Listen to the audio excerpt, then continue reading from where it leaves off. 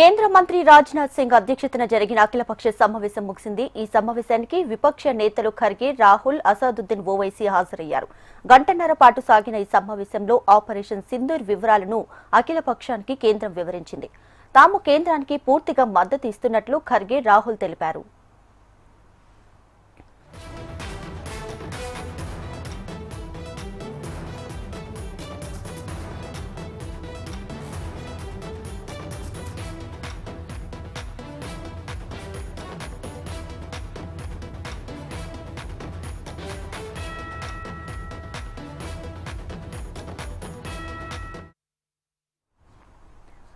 కేంద్ర మంత్రి రాజ్నాథ్ సింగ్ అధ్యక్షతన జరిగిన అఖిలపక్ష సమావేశం ముగిసింది. ఈ సమావేశానికి విపక్ష నేతలు ఖర్గే, రాహుల్, అసదుద్దీన్ ఓవైసీ హాజరయ్యారు.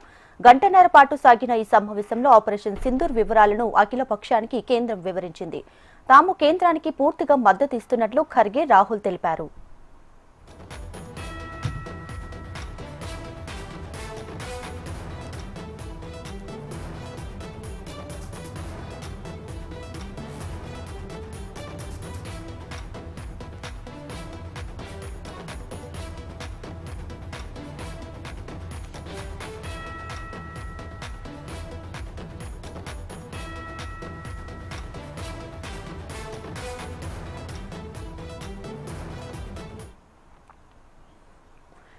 కేంద్ర మంత్రి రాజ్నాథ్ సింగ్ అధ్యక్షతన జరిగిన అఖిలపక్షం సమావేశం ముగిసింది. ఈ సమావేశానికి విపక్ష నేతలు ఖర్గే, రాహుల్, అసదుద్దీన్ ఓవైసీ హాజరయ్యారు. సుమారు గంటన్నర పాటు కొనసాగిన ఈ సమావేశంలో ఆపరేషన్ సింధూర్ వివరాలను అఖిలపక్షానికి కేంద్రం వివరించింది. తాము కేంద్రానికి పూర్తిగా మద్దతు ఇస్తున్నట్లు ఖర్గే, రాహుల్ తెలిపారు.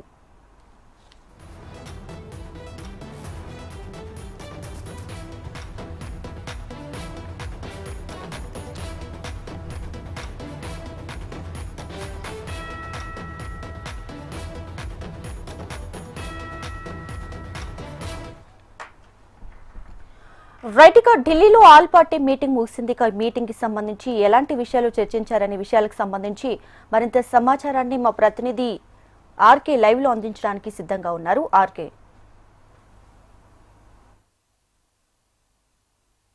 మరి అఖిలపక్ష సమావేశానికి రాజ్నాథ్ సింగ్, అమిత్ షా నేతృత్వంలో అఖిలపక్ష సమావేశం జరిగింది. ఈ సమావేశంలో ప్రధానంగా ఫర్దర్ గా ఏం చేయాలి అనే అంశంపై చర్చించారు. కాంగ్రెస్ పార్టీ నుంచి రాహుల్ గాంధీ, మల్లికార్జున ఖర్గే హాజరయ్యారు. మల్లికార్జున ఖర్గే కూడా పూర్తి అన్ని వివరాలు కూడా బయటకు చెప్పలేమని ఆయన చెప్పారు. అయితే పూర్తి స్థాయిలో తాము మద్దతు ఇస్తున్నాం ప్రభుత్వానికి అని చెప్పేసి కూడా మల్లికార్జున ఖర్గే చెప్పడం జరిగింది. మరి అయితే రాహుల్ గాంధీ కూడా ఈ అంశానికి సంబంధించి మాట్లాడారు. అఖిల పక్షంలో ఏం జరిగిందన్న అంశానికి సంబంధించి ముఖ్యంగా చూసుకున్నట్టుగైతే ఈ ఎల్ఓసి వెంబడి చాలా మంది ఈ ఇళ్లను పాకిస్తాన్ ఫిరంగులతో కూల్చేసింది. చాలా మంది మరణించారు, అలాగే ఎక్కువ మంది గాయపడ్డారు, కొంతమంది మరణించారు, అందులో పిల్లలు కూడా ఉన్నారు. వాళ్ళందరికీ సహాయక చర్యలు యుద్ధ ప్రాతిపదికన చేయాలని చెప్పేసి రాహుల్ గాంధీ కోరటం జరిగింది. దాంతో పాటు ఇక ఈ కేంద్ర ప్రభుత్వం పాకిస్తాన్ పై తీసుకుని ఏ చర్యల కింద తాము సంపూర్ణ మద్దతు ఇస్తామని చెప్పేసి చెప్పారు. మరి ఫర్దర్ యాక్షన్ ప్లాన్ ఏంటి అనే దానికి సంబంధించి మరికొద్ది సేపట్లో కేంద్రం బ్రీఫింగ్ అయితే ఇవ్వబోతుంది. అఖిలపక్ష సమావేశంలో అయితే చాలా కీలకమైన నిర్ణయాలు తీసుకున్నారని తెలుస్తోంది. ఎటువంటి పరిస్థితుల్లో కూడా పాక్ ను ఉపేక్షించేది లేదు. గత రాత్రి నుంచి పాకిస్తాన్ విపరీతంగా బాంబుల వర్షం కురిపిస్తుంది భారత్ మీద. భారత్ ఇప్పటికీ సంయమనం పాటిస్తుంది. సివిలియన్స్ పై ప్రధానంగా ఇక్కడ దాడులు జరుగుతున్నట్లు సమాచారం అయితే అందుతోంది. అమృత్సర్ లో కొన్ని మిసైల్స్ కూడా వదిలారనే ప్రచారం అయితే జరుగుతుంది. మరికొన్ని ప్లేసెస్ లో చూసుకున్నట్టుగైతే పంజాబ్, రాజస్థాన్ రాష్ట్రాలపై కూడా గురిపెట్టినట్లు తెలుస్తుంది. మరి ఈ నేపథ్యంలో ఇప్పటికే భారత్ అయితే ఫుల్ ప్లడ్జెడ్ గా ఎయిర్ మిసైల్స్ తోనూ సిద్ధంగా ఉంది. మరి ఎక్కడ ఎలాంటి ప్రతి దాడి జరిగినప్పటికీ కూడా వాటిని తీవ్రంగా కొట్టగల సమర్థత భారత్ దగ్గర ఉంది. పాకిస్తాన్ భారత్ సరిహద్దు వెంబడి దాదాపు చాలా ప్రాంతాల్లో కూడా ఈ జామర్స్ అనేవి ఏర్పాటు చేశారు. మరి అక్కడ పరిస్థితిని ఎప్పటికప్పుడుగా రక్షణ దళం అయితే పర్యవేక్షిస్తుంది. మరి ఎలాంటి దాడులు జరిగినా కూడా ఎదుర్కొంటామని చెప్పి సిద్ధంగా ఉంది. దాంతో పాటు పాక్ కి మరింత బుద్ధి చెప్పేందుకు మరి ఒక సరికొత్త వ్యూహం తయారవుతుంది. మరి ఇవాళ రేపట్లో ఆ వ్యూహాన్ని కూడా అమలు చేసే అవకాశం అయితే స్పష్టంగా కనిపిస్తుందని చెప్పేసి అఖిలపక్ష సమావేశం తర్వాత తెలిసింది. Right RK, thank you.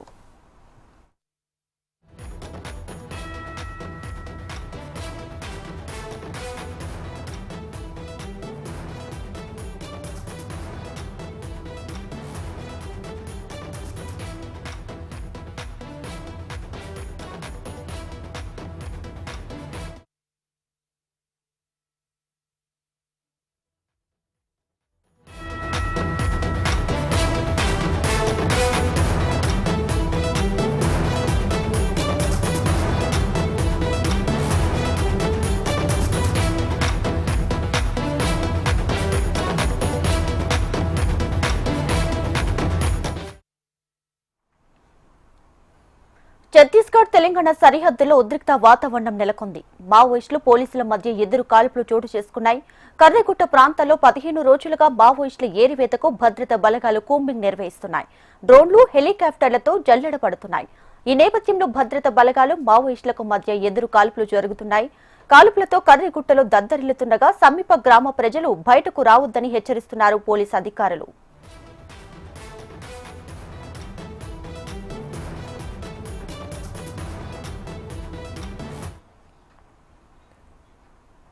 Chhattisgarh Telangana సరిహద్దుల్లో ఉద్రిక్త వాతావరణం నెలకొంది. మావోయిస్టులు పోలీసుల మధ్య ఎదురు కాల్పులు జరుగుతూనే ఉన్నాయి. ఇక ఓవరాల్ గా మరింత సమాచారాన్ని మా ప్రతినిధి రవికిరణ్ అందిస్తారు. రవికిరణ్, దీపిక, ఛత్తీస్గఢ్ తెలంగాణ రాష్ట్రాల సరిహద్దులో ఉద్రిక్త వాతావరణం అయితే చోటు చేసుకుంది. మావోయిస్టులకు పోలీసుల మధ్య అడపాదడపా కూడా ఎదురుకాల్పులు చోటు చేసుకున్నాయి. కర్రెగుట్ట ప్రాంతంలోని గ్రామాల్లో ఉన్నటువంటి ప్రజలు బయటకు రావద్దని ఇప్పటికే భద్రతా బలగాలు కూడా తెలిపాయి. తెలంగాణలోని ములుగు జిల్లా, అలాగే ఛత్తీస్గఢ్ లోని బీజాపూర్ జిల్లాల్లోని అటవీ ప్రాంతాల్లో ముమ్మరంగా భద్రతా బలగాలు అయితే మావోయిస్టుల కోసం గాలింపు చేపట్టాయి. ఇప్పటికే వాజేడ్లో మందు పాత్ర పేలిన ఘటనలో 3 జవాన్లు మృతి చెందగా మరికొంతమందికి కూడా తీవ్ర గాయాలై ఈ నేపథ్యంలో వారందరూ కూడా ఆసుపత్రికి తరలించి వైద్యం అందిస్తున్నారు. ఈ నేపథ్యంలోనే కర్రెగుట్ట ఉన్నటువంటి ప్రాంతాల్లో ఉన్న గ్రామాల్లో ప్రజలు కూడా బెంబేలెత్తిపోతున్నారు.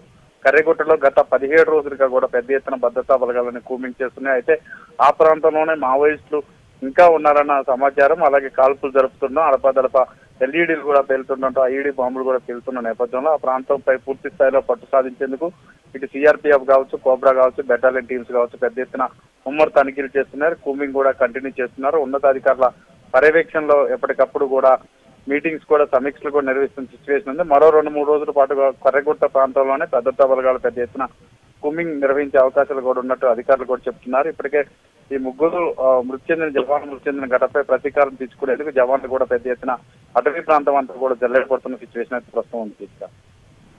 Right Ravikiran, thank you.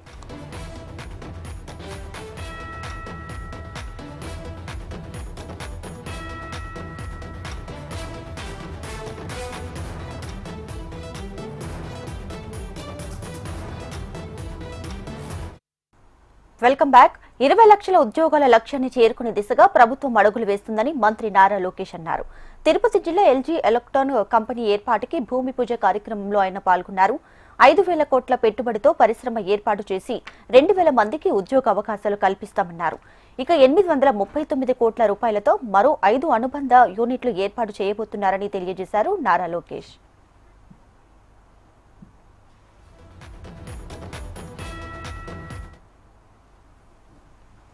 Vendor partners of LG who are here, Ekoria and Kuroda Electric, Hengsung India, Kyungsung Precision and Taisung Electronics, who are establishing high-tech units that will further strengthen LG's supply chain and reduce import dependence.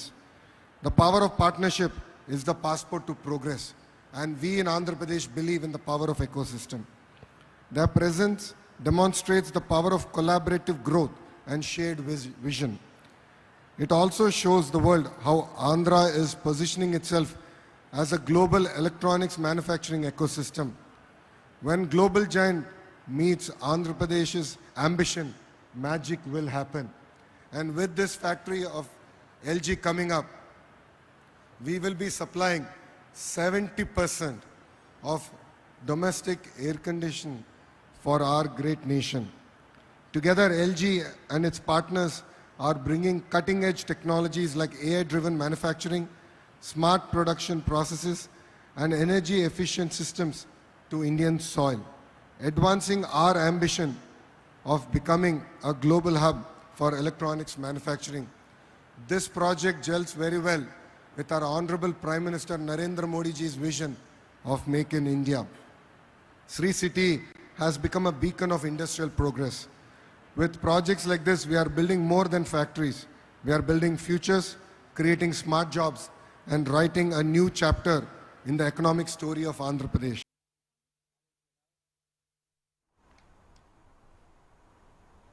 Shri Sathya Sai జిల్లా రొల్ల మండలం బీజీహట్టి గ్రామంలో అతిసార వ్యాధి సోకి ఓ చిన్నారి మృతి చెందగా మరో 30 మంది హాస్పిటల్లో చికిత్స పొందుతున్నారు. సమాచారం అందుకున్న ఎమ్మెల్యే ఎంఎస్ రాజు ఆ గ్రామాన్ని సందర్శించి బాధితులకు నేనున్నానంటూ భరోసా ఇచ్చారు. ఎవరూ భయపడొద్దని, ఎటువంటి చికిత్సలైనా అందిస్తారని హామీ ఇచ్చారు. మెరుగైన వైద్యం కోసం పెద్ద హాస్పిటల్లో చికిత్సలు అందించేందుకు అన్ని ఏర్పాట్లు చేస్తామన్నారు. వైద్యాధికారులు గ్రామంలో 24 గంటలు అందుబాటులో ఉండాలని ఎమ్మెల్యే ఆదేశించారు.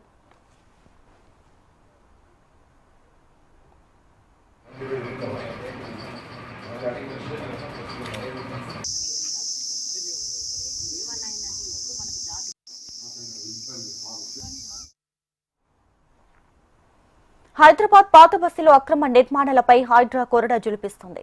చాంద్రైనగుట్ట కబ్జా చేసి ఏర్పాటు చేసిన షాపులను హైడ్రా అధికారులు కూల్చేశారు. భారీ పోలీస్ బందోబస్తు మధ్య కూల్చివేతలు ప్రారంభించారు. దీంతో పోలీసులకు పాత బస్తీ వాసులకు మధ్య తోపులాట జరిగింది. హైడ్రా జేసీబీ ఎక్కి జేసీబీ ముందు పడుకుని కూల్చివేతలను స్థానికులు అడ్డుకున్నారు. హైడ్రాకు రంగనాథ్ కు వ్యతిరేకంగా ఎంఐఎం కార్పొరేటర్లు నిరసనలు చేపట్టారు. నిరసనలను తెలిపిన వారిని పోలీసులు అరెస్ట్ చేసి స్టేషన్ కు తరలించారు. मुस्लिम दुश्मन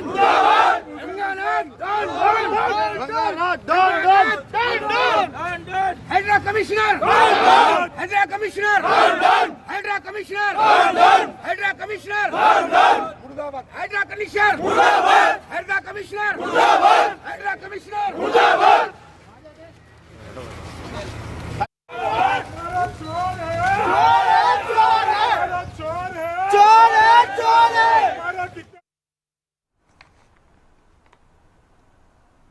కర్నూలు జిల్లాలో ఆహార కల్తీపై జిల్లా యంత్రాంగం ప్రత్యేక దృష్టి పెట్టింది. సుమారు 8 శాఖల అధికారులతో టీం ఏర్పాటు చేసి జిల్లా వ్యాప్తంగా ఆకస్మిక తనిఖీలు, దాడులు నిర్వహిస్తూ కేసులు నమోదు చేస్తుంది. వినియోగదారుని నాణ్యమైన సరైన పదార్థాలు దొరకడం లేదన్నది అధికారుల తనిఖీల్లో మరోమారు స్పష్టమైంది. దీంతో కల్తీ జరిగిన ఆహార పదార్థాలను గుర్తించి సీజ్ చేశారు. నాణ్యతకు తిలోదాకల పలికిన వ్యాపారులపై కేసులు కూడా పెట్టారు.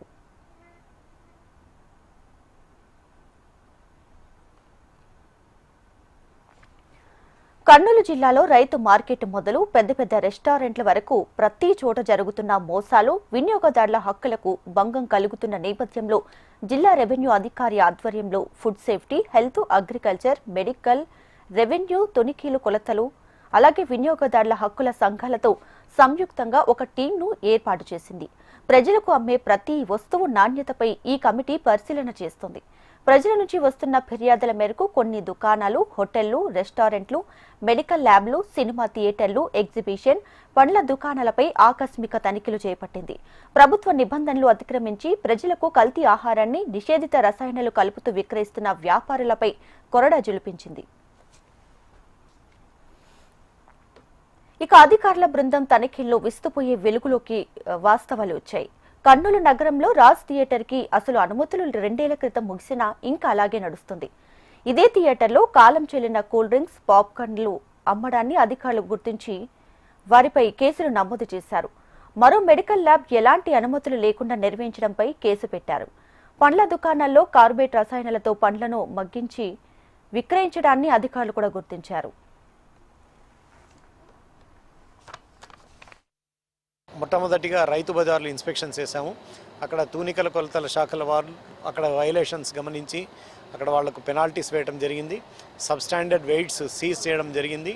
అదేవిధంగా ఫుడ్ సేఫ్టీ డిపార్ట్మెంట్ వాళ్ళు అక్కడ ఉన్న పండ్లు, మామిడి పండ్లు, ద్రాక్ష పండ్లు, పపాయ పండ్లు ఇవన్నీ కూడా క్వాలిటీ లేనివి, సెకండ్ వెరైటీ, సబ్స్టాండర్డ్ వెరైటీస్ అన్నీ సీజ్ చేయడం జరిగింది. హెల్త్ డిపార్ట్మెంట్ వాళ్ళు అనుమతి లేకుండా వాళ్ళు ప్లాస్టిక్ కవర్స్ వాళ్ళు వాడుతున్నందున ట్రేడర్స్ అక్కడ రైతు బజార్లో అవన్నీ సీజ్ చేసుకుని వాళ్ళకు కూడా జరిమానాలు విధించడం, వారిపైన కేసులు బుక్ చేయడం జరుగుతుంది.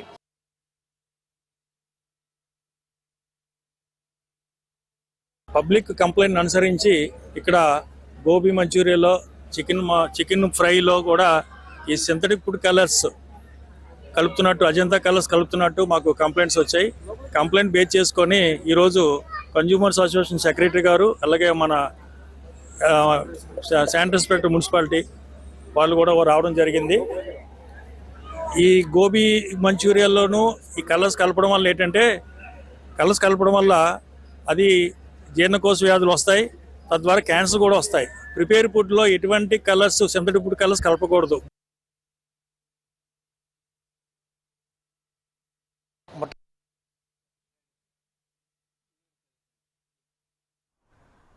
ఇక ప్రజలకు నాణ్యమైన వస్తువులు నిబంధనలకు అనుగుణంగా వ్యాపారాలు నిర్వహించడం లేదన్నది అధికారుల బృందం తనిఖీలో వెల్లడింది. తొలుత మొదటి తప్పుగా జరిమానా విధించి కల్తీ ఆహారాలను, నిషేధిత రసాయనాలతో తయారైన ఆహార పదార్థాలను పారవేశారు. ప్రభుత్వం, స్థానిక కార్పొరేషన్ నిర్వహించే రైతు బజార్ ఎగ్జిబిషన్లతో కూడా అధికారులు ఆకస్మిక తనిఖీలు చేపట్టారు. ఆహార పదార్థాల విక్రయాల విషయంలో నిబంధనల ఉల్లంఘన అడుగడుగునా జరుగుతున్నట్లు నిర్ధారణ అయింది. అయితే ప్రజలు కూడా ఆహార కల్తీపై అప్రమత్తంగా ఉండాలని అధికారులు విజ్ఞప్తి చేస్తున్నారు.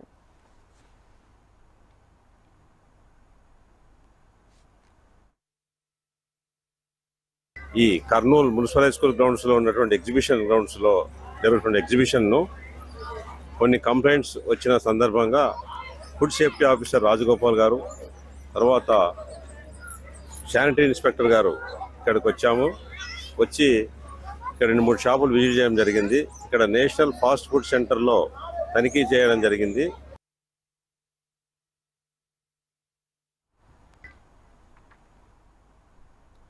ఎండాకాలం వచ్చిందంటే మామిడి పండ్ల రుచి కోసం చాలా మంది ఎదురు చూస్తుంటారు. మామిడి పండు తినడంలో వచ్చే కిక్కే వేరే లెవెల్లో ఉంటుందని వారు వేలల్లో ఉంటారు. ఇంతటి క్రేజ్ ఉంది కాబట్టి మామిడి పండ్లను కృత్రిమంగా పండించి క్యాష్ చేసుకుంటున్నారు కొందరు వ్యాపారులు. తెలంగాణలో మామిడి అంటే కేవలం పండు కాదు, ఒక ఎమోషన్. వేసవి కాలంలో ఎండల గురించి ఎంత మాట్లాడుకుంటామో అంతకంటే ఎక్కువ మామిడి పండ్ల గురించి కూడా చర్చ జరుగుతుంది. మామిడి రకాల్లో ముఖ్యంగా బంగినపల్లి, హిమైత్, తోటపూరి, దసేరి, మల్లిక వంటి రకాలు ఇక్కడి ప్రజల హృదయాల్లో స్థానం సంపాదించాయి. ఇక ఈ రకం మామిడి ఉమ్మడి కరీంనగర్ జిల్లా జగిత్యాల మామిడి మార్కెట్ యార్డ్కు కేంద్రంగా మారింది. ఇక్కడి నుంచి దేశవ్యాప్తంగా, అంతర్జాతీయంగా కూడా మామిడి ఎగుమతి అవుతుంది.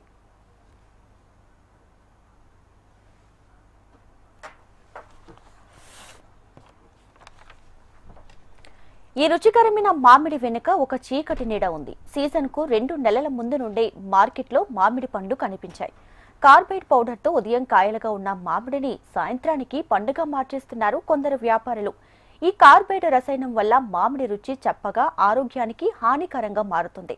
కార్బైడ్తో పండించిన మామిడి పండ్లలో ఆర్సెనిక్, ఫాస్ఫరస్ వంటి హానికర రసాయనాలు ఉంటాయంటున్నారు నిపుణులు.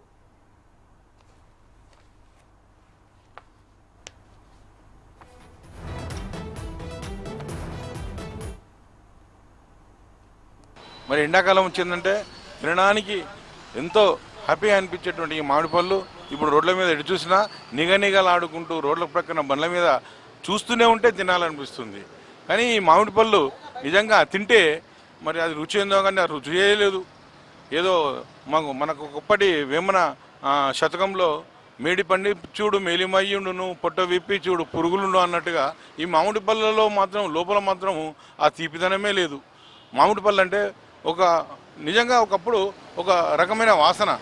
ఒక మామిడి పళ్ళు 4 ఇంట్లో ఉన్నాయంటే ఇంటి చుట్టుముట్టు కూడా మామిడి పళ్ళ వాసన వస్తుండే. వాళ్ళు ఇప్పుడు మామిడి పళ్ళు మనం ముందున్నా కానీ ఆ వాసన రావట్లేదు. మామిడి పళ్ళు నేచురల్గా మనకు మామిడి పళ్ళు దొరుకుతున్నాయంటే అది లేదు. మరి ఇప్పుడు ఏదో మనకు దొరికినటువంటి మామిడి పళ్ళు తిందామనే ఉత్సాహంతో మరి ఆ మామిడి పళ్ళు తెచ్చుకొని కోసుకొని తిన్నట్లుంటే అవి మొత్తం మామిడి పళ్ళ అది రసాలుగా లేవు, టేస్ట్గా లేవు, తీయగా లేవు. అది చప్పని ఆ మామిడి పళ్ళు తినడంతో రోగాల బారి పడుతున్నాం అనిపిస్తుంది. ఈ రోజులలో మరి ఎవరు చూడు వ్యాపార రీత్యా ఈ కార్పొరేట్స్ అన్ని విరివిగా ఎక్కడ పడితే అక్కడ తీసుకొచ్చినటువంటి ఈ కార్పొరేట్ను ఉపయోగించి కొంతమంది దళారులు రైతుల దగ్గరికి తక్కువ రేట్లలో మామిడికాయలు తీసుకొచ్చి అవి తొందరగా పరిపక్వానికి రావడానికి కోసం ఈ కార్పొరేట్లు విచ్చలవిడిగా వాడి అవి మరి ఒక కలర్లా వచ్చిన తర్వాత వాటిని ఒక కలర్ పేపర్లలో పెట్టుకుంటూ మరి జనాలకు అమ్ముతున్నారు. వాటిని అట్రాక్ట్ అయ్యి మరి జనాలు కొనుక్కొని రోగాల బారి పడుతున్నారు. మరి ఈ రకంగా తిన్నటువంటి మామిడి పళ్ళ వలన మనకు ఏం ఉపయోగం లేదు. అయితే మామిడి పండ్లను కొనే ముందు కాస్త పరిశీలిస్తే అసలైన మామిడి పండుని గుర్తించవచ్చంటున్నారు కొందరు. సహజంగా పండిన మామిడి పండ్లు మంచి వాసన, రుచి ఉంటాయి. కానీ కార్బైడ్తో పండినవి బయట రంగు ఉన్నా రుచి చప్పగా ఉంటాయని చెబుతున్నారు. ఇవి చర్మ సమస్యలు, ఊపిరితిత్తుల సమస్యలు, నాడి సంబంధిత రుగ్మతలను కలిగించవచ్చని, పిల్లలు, గర్భిణీ స్త్రీలు ఇలాంటి పండ్లు తినడం వల్ల మరింత ప్రమాదం ఉంటుందంటున్నారు వైద్యులు. పండ్లు ఏదైతే మామిడి పండ్లు అమ్ముతున్నారో ఈ రోడ్ల పైన అందరూ మరి ఈ యొక్క పండ్లను నాణ్యత చూసి మరి కొనవాలి. ఎందుకంటే ఈ యొక్క పండ్ల పైన కార్బైడ్ వేసి మరి అమ్ముతున్నారు. ఈ యొక్క కార్బైడ్ వల్ల, ఎందుకంటే ఈ యొక్క పండ్లు తొందరగా పక్కకు రాకముందే ఆ యొక్క చెట్టు నుండి తీసుకొచ్చి దాన్ని పక్కకు పెట్టి దాని మీద కార్బైడ్ వేసి ఏదైతే పండ్లలాగా తయారు చేసి ఆ యొక్క అందంగా మంచి ఎల్లోయిష్గా రావాలని చెప్పేసి అందరికీ చూడగానే సొంపు కనబడి కొనుక్కునేలాగా ఊరిచ్చేలాగా కొనేటట్టుగా తయారు చేసి అమ్ముతున్నారు. మరి అలాంటి పండ్లపైన ఈ యొక్క కార్బైడ్ వేయడం వల్ల ఎంతోమందికి అనారోగ్యాల పాలవుతారు. ఇప్పుడు ఏంటంటే పిల్లలు హాలిడేసు, మరి అందరూ చాలామంది అనారోగ్యం పాలున్న వాళ్ళు పండ్లు తింటే ఆరోగ్యంగా ఉంటామని చెప్పేసి ఉద్దేశంతో ఈ పండ్లను కొనడం, తర్వాత ఈ యొక్క మామిడి పండ్లను చాలా రుచిగా ఉంటాయని చెప్పేసి కొనడంలో ఆ యొక్క కార్బైడ్ అనేది మీరు గుర్తించలేరు. మరి ఆ కార్బైడ్ వేసిన పండ్లతోటి ఫస్ట్ క్యాన్సర్కు దారితీస్తుంది, తర్వాత అనారోగ్యాల పాలు, దమ్ము, ఆస్తమా, తర్వాత అలర్జీలు ఇలాంటివి తయారవుతాయి. అలాంటప్పుడు ఈ యొక్క కార్బైడ్ను దీన్ని మన ప్రభుత్వాలైనా లేకపోతే అధికార సిబ్బంది అయినా కానీ దీన్ని గ్రహించి దాన్ని కట్టడి చేయాలని చెప్పేసి ఒక ప్రజలుగా మేము మిమ్మల్ని కోరుతున్నాము.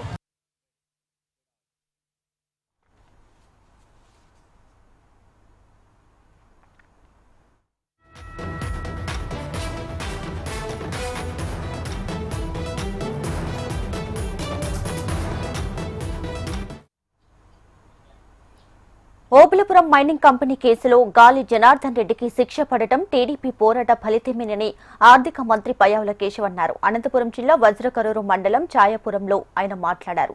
ప్రజాధనాన్ని దోపిడీ చేస్తున్నారని చంద్రబాబు నాడు అసెంబ్లీలో గలమెత్తారని గుర్తు చేశారు. కేసు దర్యాప్తు విచారణ ఆలస్యమైనా న్యాయమే గెలిచిందని ఆయన పేర్కొన్నారు.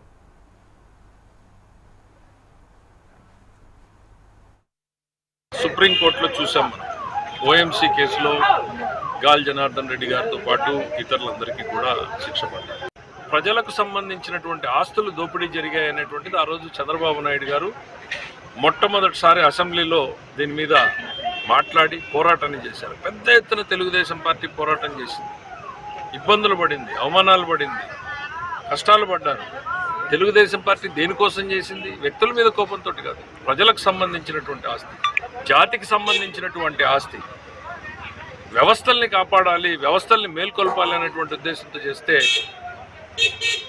ఆలస్యం అవుతుందేమో కానీ న్యాయం తప్పకుండా జరుగుతుంది. సత్యమేవ జయతే అని ఏదైతే ఉంటుందో మన శాసనసభలో కానీ ప్రతి దగ్గర వాళ్ళ సత్యం జయించింది. ట్రూత్ విల్ ప్రివైల్ అనేటువంటి చెప్తా ఉన్నాం. ప్రజలకు ఉపయోగపడాల్సినటువంటివి కొందరు రాజకీయ నాయకుల చేతిలోకి పోయినందుకే ఆ రోజు తెలుగుదేశం పార్టీ పోరాటం చేసింది. మా పోరాటంలో నిజాయితీ అంటే ఇవాళ స్పష్టంగా అర్థమైంది. న్యాయ వ్యవస్థలో మనకి ఇవాళ ఒక మొట్టమొదటిసారి మనకి జడ్జిమెంట్ రావడం అనంటే తెలుగుదేశం పార్టీ చేసినటువంటి పోరాటానికి ఒక ఫలితం వచ్చినట్టుగానే భావిస్తాం. తెలంగాణ సరిహద్దుల్లో ఉద్రిక్త వాతావరణం నెలకొంది. ములుగు జిల్లా వాజేడులో మందుపాత్ర పేల్చారు మావోయిస్టులు. మందుపాత్ర పేలి 3 పోలీసులు మృతి చెందారు.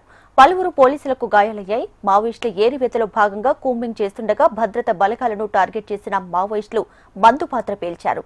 అనంతరం పోలీసులపై కాల్పులకు తెగబడ్డారు.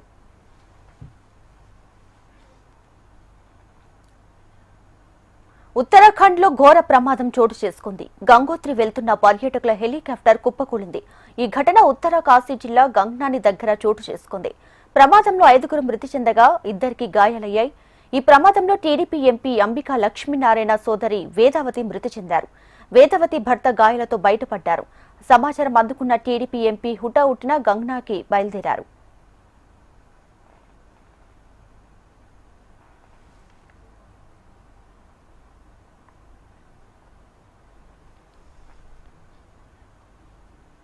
ఏపీ తెలంగాణ కృష్ణా నదిపై నిర్మించిన ప్రాజెక్టుల నిర్వహణను కృష్ణా బోర్డుకి అప్పగిస్తూ కేంద్ర ప్రభుత్వం జారీ చేసిన నోటిఫికేషన్లపై స్టే ఇవ్వాలని, తెలంగాణ నిర్వహణను కృష్ణా బోర్డుకి అప్పగించాలని తుది నిర్ణయం వెలువరించేంత వరకు తెలంగాణ ప్రభుత్వం జారీ చేసిన జీవో 34ని సస్పెండ్ చేయాలని ఏపీ ప్రభుత్వం దాఖలు చేసిన రిట్ పిటిషన్లపై స్టే ఇవ్వడానికి సుప్రీంకోర్టు నిరాకరించింది.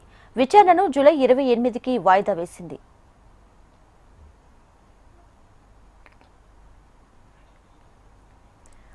కేఆర్ఎంబీపై దాఖలైన పిటిషన్లపై విచారణ జరగగా స్టే మంజూరు చేస్తే అందులోని అంశాలను అనుమతించినట్లు అవుతుందని, ప్రస్తుత పరిస్థితుల్లో దాన్ని పరిగణలోకి తీసుకోమని సుప్రీంకోర్టు వెల్లడించింది. 3 ఏళ్ల క్రితం నోటిఫికేషన్లు జారీ చేసినా అమలు కానప్పుడు స్టే ఎందుకు అని తెలంగాణకు మధ్యంతర ఉపశమనం అంశాన్ని పరిగణలోకి తీసుకున్నప్పుడు ఏపీ పిటిషన్ పరిగణలోకి తీసుకోవడం సాధ్యం కూడా కాదని జస్టిస్ ఓకా అన్నారు. ఈ నేపథ్యంలో తెలంగాణ తరపు లాయర్ వైద్యనాథన్ కృష్ణా జల వివాద వివరాలను ధర్మాసనానికి వివరించారు. కృష్ణా జలాలను 2 రాష్ట్రాల మధ్య పంపిణీ చేసే బాధ్యతను ట్రైబ్యునల్కు అప్పగిస్తూ చేసిన ప్రతిపాదనలపై ఇంకా తుది నిర్ణయం వెలువడలేదని, అది ఇంకా పెండింగ్ లో ఉన్నప్పుడు నోటిఫికేషన్లపై స్టే అన్న ప్రశ్న ఎక్కడి నుంచి వస్తుందని న్యాయమూర్తి ప్రశ్నించారు. నీటి పంపిణీ జరగనప్పుడు వాటిని 2 రాష్ట్రాల మధ్య పంపిణీ చేసే బాధ్యతలను కృష్ణా బోర్డు నిర్వర్తించడం సాధ్యం కాదని వైద్యనాథన్ వివరించగా, తాము స్టే ఇస్తే 2 రాష్ట్రాలుగా ఇబ్బందులు పడతాయని, అది రెండింటిపై విధ్వంసకరమైన ప్రభావం చూపుతుందని సుప్రీంకోర్టు అభిప్రాయపడింది. ఈ నేపథ్యంలో జీవో 34ని సస్పెండ్ చేయాలన్న అంశాన్ని కూడా వాయిదా వేయాలని ఏపీ న్యాయవాది కోరగా అందుకు జస్టిస్ ఓకా అంగీకరించారు.